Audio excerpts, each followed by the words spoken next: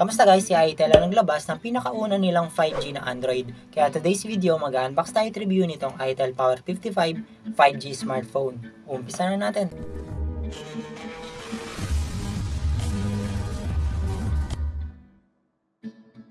Ito na siya guys, si P55 5G ng ITEL. May dalawang kulay na available nito, yung mint green at itong galaxy blue na hawak ko. Mga kasama niya sa package ay warranty card, SIM ejector pin, clear na phone case, para siyang jelly type pero may pagka-hard plastic. Meron din earphone, Type-C na cable, at 18 watts na AC charger.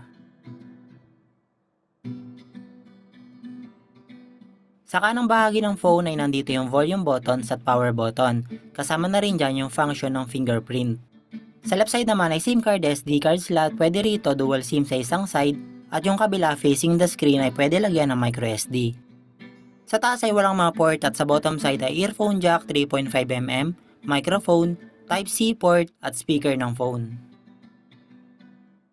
Sa likod nitong ITEL natin ay 50 megapixel main AI camera at flashlight ng phone. Designed by ITEL tapos may power na icon or model name sa babang bahagi ng phone. Gawa sa plastic yung back panel niya at may pagka-rustic line texture yung pattern sa kanya. And okay na tayo sa parts ng phone, start na natin tong Android para ma-check na natin yung kumpletong specs niya. Ito na siya guys, sa setup ko na at napaka-smooth niya dahil meron siyang 90Hz na refresh rate, IPS LCD tapos 6.6 inch HD Plus ang sukat ng screen mo. ITEL 13.0 ang operating system nito, syempre based on Android 13. CPU nito ay MediaTek Dimensity 6080 octa-core yan guys, 6GB ang memory at 128GB ang internal storage. 5000 mAh ang battery, matagal na yung malobat guys at meron siyang memory fusion na pwede ka mag-add na to 6GB na RAM tapos click mo lang yung modify restart ng phone para ma-apply ang settings.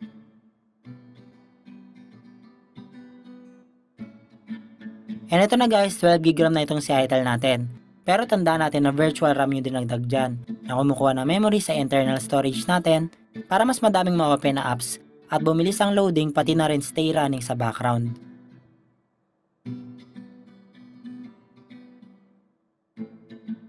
At bukod sa memory fusion, meron din iba pang special function itong ITEL na OS natin, katulad ng smart panel,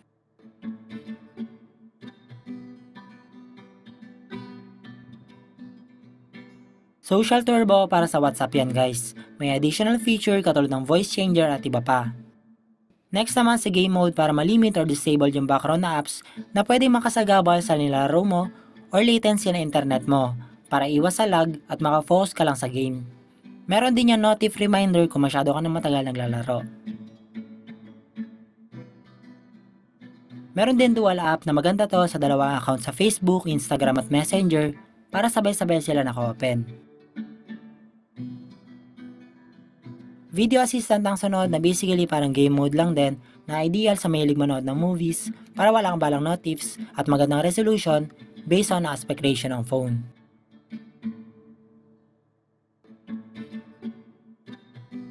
Next naman ay si Kids Mode. Straightforward na yan, setup ka ng lock screen para paghihiramin ng bata yung phone mo at makaiwas sa 18 plus na content. Meron din dynamic bar itong si ITEL natin for interesting display sa may front camera, katulad ng charging animation at iba pa.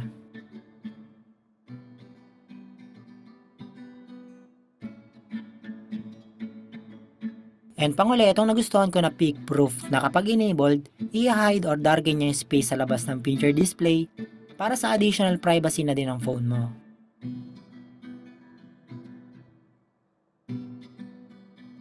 Bukod sa Google Play Store, merong Palm Store itong si ITEL natin na basically gallery lang din para makapag-download ka ng apps or games, pero para sa akin mas okay pa rin mag-download sa mismong Play Store. At meron tong AI Vana or iVana na parang Siri sa iOS kung gusto mo mag-setup ng command or simpleng mag-search lang ng kahit ano, pwede mo rin ito magamit kahit nasa lock screen ka.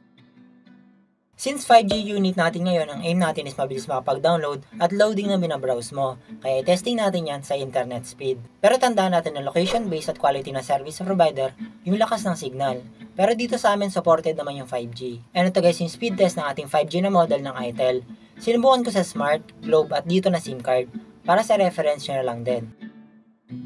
Dito sa amin, malayo ata kami sa cell tower ng Globe at Dito Network, kaya 5G siya, pero 1 bar lang. Sa Smart Network, malakas ang signal, kaya pumalo ng 300 plus yung internet niya, na ideal speed para sa mga 5G na smartphones.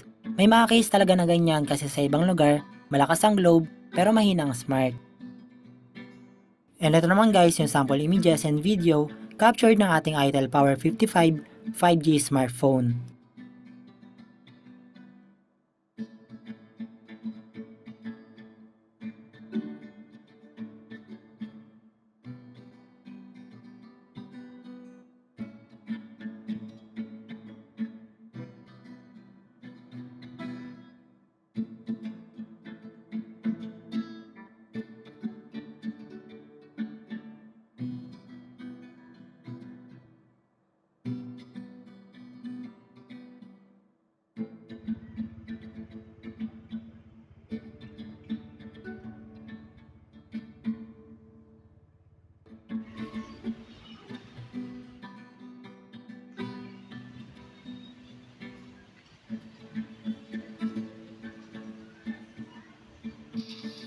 Sa games naman tayo guys, sobrang smooth niya sa Metal Slug kahit naka-manual aim ka, kaya perfect na yung mga 2D games sa phone na to.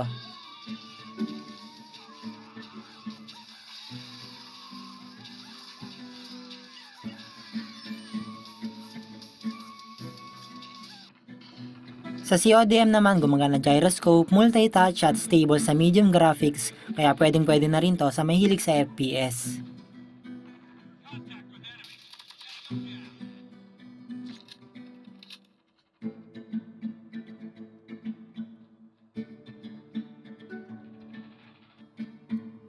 Sa mobile games naman katulad nitong Mobile Legends, recommended sa high setting at pwede rin sa ultra, kaya swak na itong P55 natin kahit pang rank games.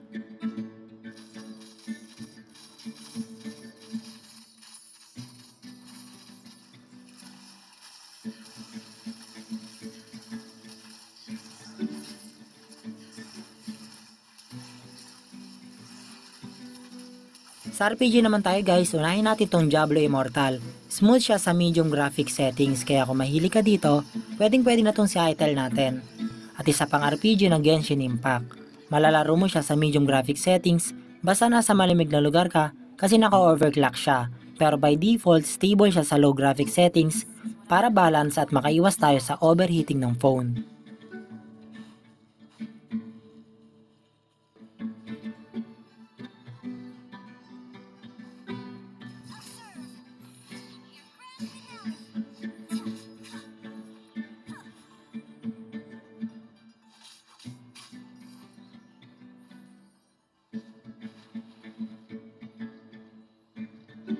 And panguli guys, ito yung Antutu benchmark results ng ating Itel Power 55 5G smartphone.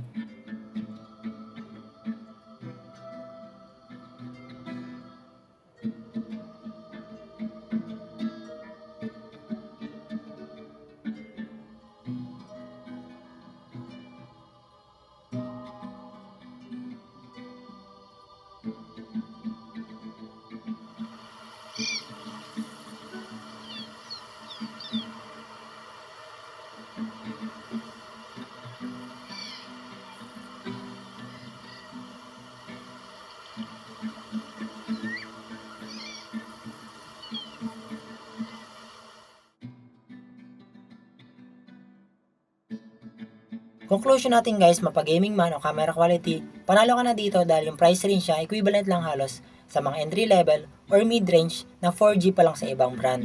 Overall, maganda at sulit na unit itong Power 55 5G ng Itel at okay din kumuha ng 5G na unit katulad nito dahil future-proof na siya. Pwedeng mababa pala internet speed sa lugar nyo ngayon dahil wala pang cell tower na malapit sa inyo. Pero sa susunod na taon or buwan, baka magkaroon na yan kaya may enjoy mo na yung benefits ng 5G na signal. And salamat guys sa panonood, huwag kalimutan mag-subscribe, like, and follow para mapanood nyo agad yung mga susunod na unboxing ng mga 5G smartphones.